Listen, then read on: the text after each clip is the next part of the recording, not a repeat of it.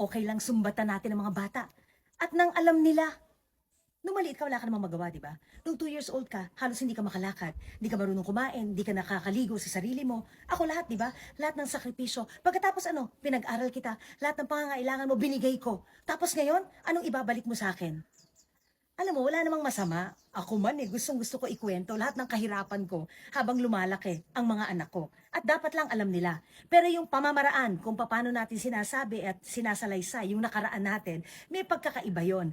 Kasi kung bitter ka at panunumbat nga ang ginagawa mo sa mga anak mo, teka muna, bakit ka pumasok sa pagiging magulang na hindi mo pala alam kung ano ang aabutin mo? At isusumbat mo pala sa kanila, samantalang responsibilidad mo yon. At isa pa, hindi naman sila makarelate, di ba? So, useless lahat ng ginagawa mo. Dahil dapat alam mo na pag pumasok ka sa pagiging nanay or tatay, sakripisyo talaga yan.